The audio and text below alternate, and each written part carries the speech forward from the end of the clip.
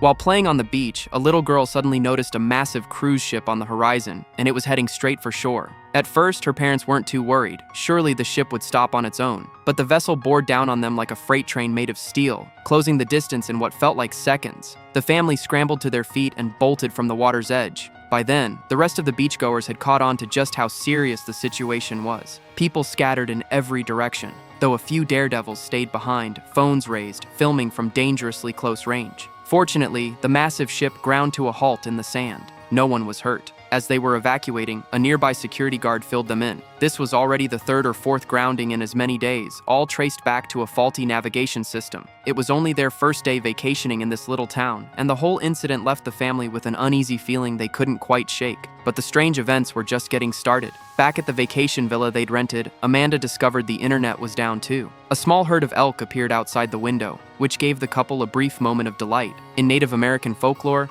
elk are considered a symbol of good luck. With no Wi-Fi, the two kids had nothing to do on their phones and turned in early. That left Amanda and her husband Clay with nothing but a set of building blocks to keep themselves occupied. Then late that night, a noise broke the silence outside. Alone in an unfamiliar villa in the middle of nowhere, a knock at the door in the dead of night was enough to put them both on edge. Clay opened it to find a man and a woman standing on the porch. What made it strange was that the man seemed to know Amanda, but Amanda had absolutely no idea who he was. The man introduced himself as George and claimed to be the owner of the house. He said Amanda had booked the place through email a couple of days earlier. He explained that he and his daughter had gone to a concert nearby, but a power outage had knocked out his place in the city, making it impossible to get home. He was hoping they might let him stay for the night. Clay welcomed them in warmly, but Amanda wasn't so sure. She couldn't verify whether George's story checked out, and even if the house really was his, they had rented it fair and square. She wasn't thrilled about anyone disrupting their vacation. During the conversation, George mentioned that the city was in chaos. His apartment was on the 80th floor, he said,